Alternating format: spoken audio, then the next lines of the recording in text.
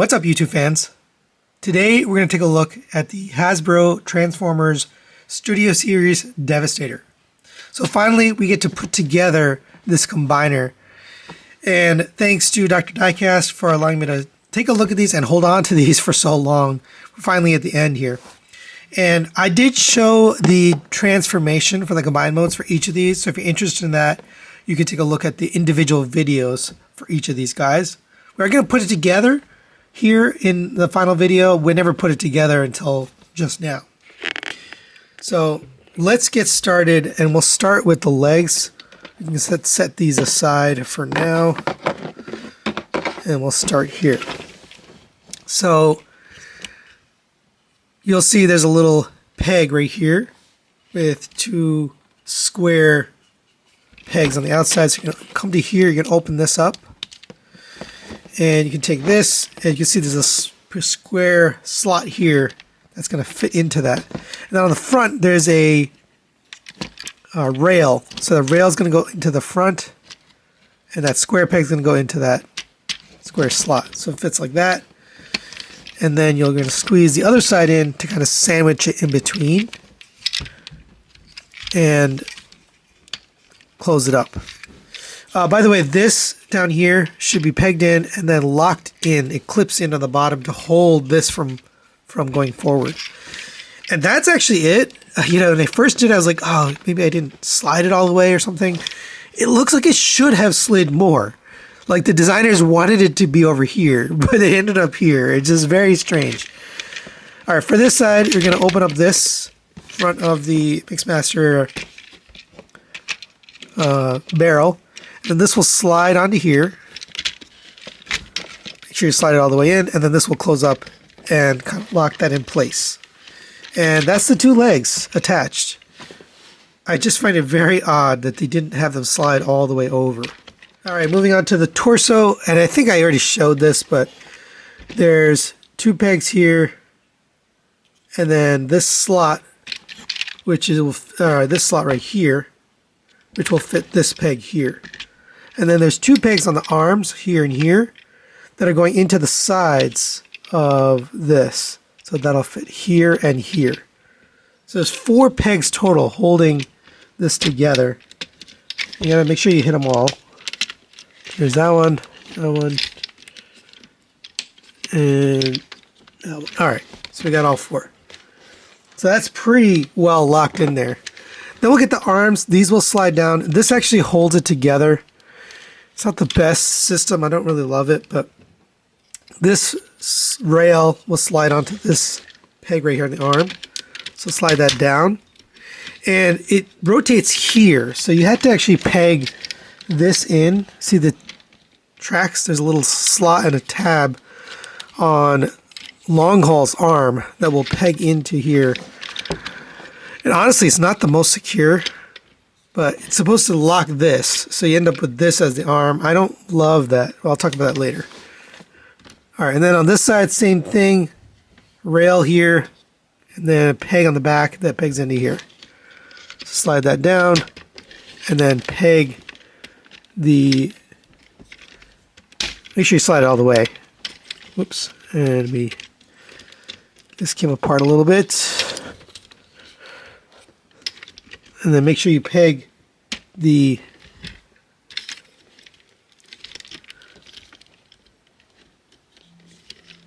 tracks in. All right, and we can see we have the gun stored. I just want to show you that. So we have the Long Haul gun up here. We've got Scrapper's gun down here, although in the instructions they say you can put it up here. It doesn't matter. You can put it wherever you want. We have Bone Crusher's gun right here. We've got Scavenger's gun right here. So 1, 2, 3, 4, 5, and then 6 right here on Mixmaster's foot. All right, and the last step is this. Oh, and this came apart. I will say it is pretty secure, despite that, me showing that came apart. It is a pretty secure connection between the upper body and the torso. It works pretty well. And then this kind of solidifies the whole thing. There's a slot right here, going into 2 tabs right here on the front. This clip, the bottom, is going right here around long haul's front grill. And then these 2 pegs right here are going into the side of the arms right here and here. So that all kind of locks together pretty well. It can be a little tricky to get it all those pegs on there.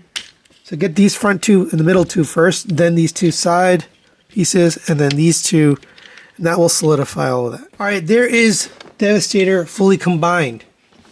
And it does look pretty cool. There's some parts that I don't love. I'll talk about that. I did turn down my lighting just because the green it's kind of a hard green to film. It's a very pale green, but in lighting it ends up looking like almost like whitish green. It's more of like a neon green. But let's take a quick look around. There are some silver details on it. The green and the purple is unpainted plastic. Black is also unpainted. But the little silver details you see, the silver on the head, the red on the visor, and the gray on the face, that's all paint. Decepticon Tampo is painted. A little bit of silver detail here. The windows for the vehicle modes are all paint, purple paint. So other than that, it is all unpainted plastic. Here's the back. He does have quite a bit of kibble back here. Unfortunately, you could see this whole thing. It just is pretty obtrusive, to be honest. The legs look okay.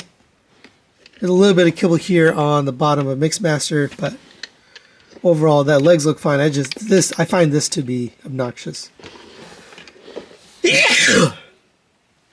I also like the fact that the guns all store on there. Let's go over the articulation on this guy. The head can rotate around. Unfortunately, there's no up and down movement. I find that to be a disappointment for a studio series. You know, it should have. This can be rotated the other way if you want, as a weapon or whatever. Or you can take it off if you want to take it off. Shoulders can rotate around. They rotate out here, so not at the railing, or not at the treads, but at the outer piece. Ends up making his arm look a little bit thin. So you can kind of extend the arm by opening that up a little bit. It does rotate around here, goes out to the side like this. They are not both equally tensioned. So this one, unfortunately, is loose.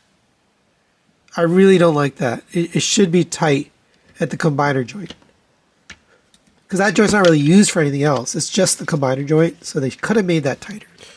All right, continuing down, we have a elbow bend, less than 90 degrees. It gets you up to there. That's pretty disappointing as well on both sides. Rotation at the wrist. You have a single pin for the hands. The fingers are not individually articulated. I'm not even sure what good that does, because the gun doesn't go in the hand. Actually pegs in up here, and it's loose.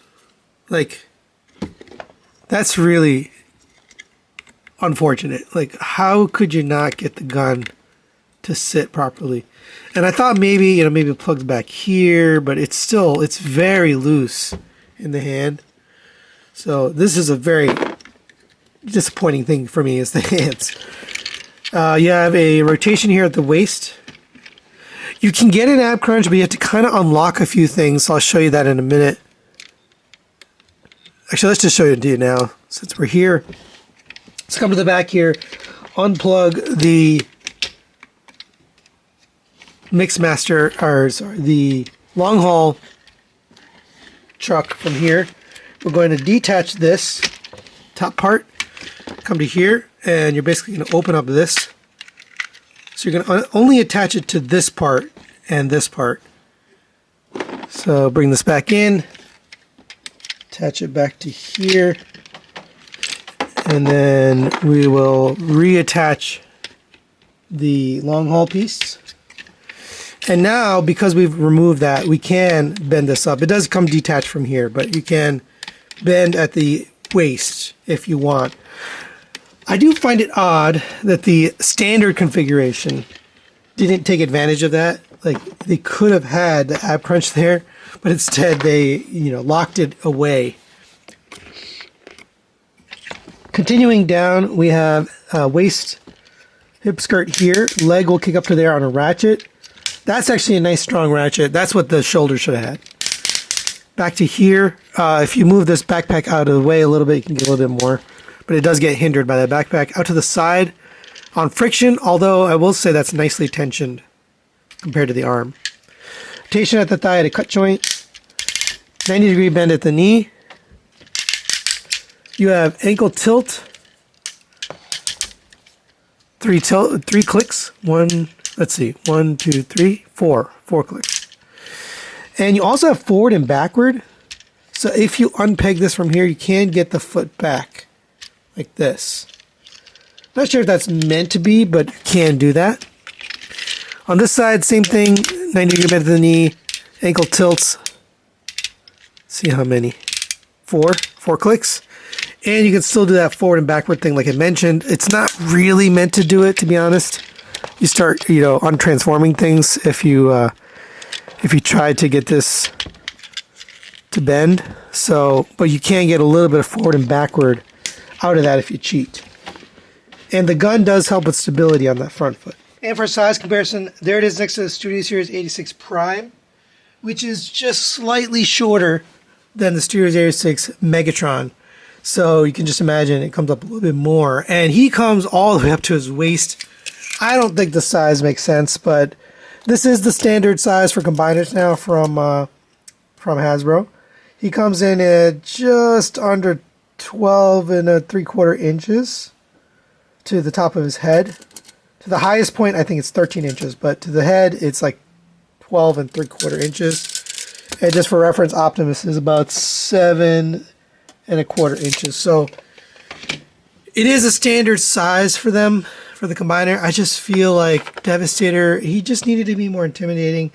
I don't think the size works, at least for me. But I know others who are putting this in their collection and put this next to other combiners like the Age of the Prime, Superion, Menasor, and he will fit in nicely with those.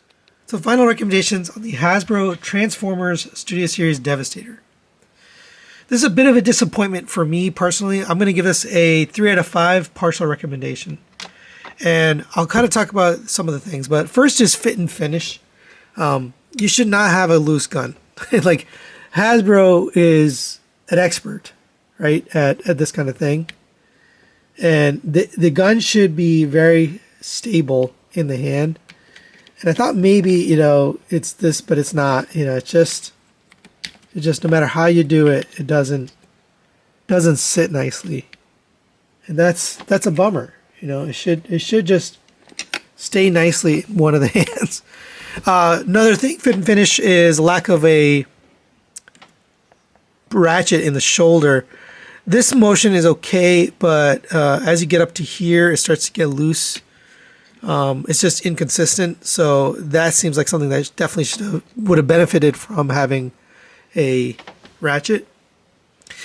The other issue is lack of articulation. So the head for a combiner should be able to go up and down. It just rotates. And then you've got shoulders or elbows that only go less than 90 degrees. Like 90 degrees is the minimum, right? For any, even deluxe class figure, 90-degree bend of the elbow is like the bare minimum for a figure like this. Another thing is the look. I prefer the look with the treads moving with the shoulders. They did it without. I get it. I get why they did it. I just think it ends up making the arm look a little bit too thin. But it's okay. It's just, that's a preference thing. But this is definitely not a preference thing. The knee not being centered on the leg, that seems like a design error. It looks like they wanted to have it over here. But as time went on, they realized, the feet are going to run into each other. So then they moved it to the inside. And it looks very awkward that it's not centered. You can kind of hide it. I have it in a pose where you can't really see it. But, that seems like a fatal flaw that you couldn't do that. I do like the stability overall. He's very stable on these feet and legs. He's not going anywhere. He's not going to fall over. Lack of ab crunch unless you do the modification I showed you, which isn't in the instructions, so it's obviously a fan mode.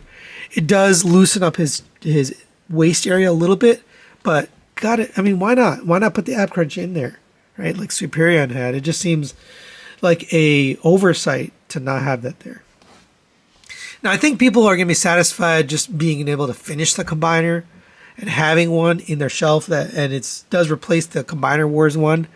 Is it better than Combiner Wars? I don't even know. I'm not sure. I don't have Combiner Wars anymore. I had it a long time ago. My personal opinion, I like the height and the look of that figure. This might be more screen accurate though, and I think that's what they're going for, so I get it. But I'm not sure. The $210 price point, I'm not sure this is worth its price. But that's it for today. Thanks for watching. We'll see you next time.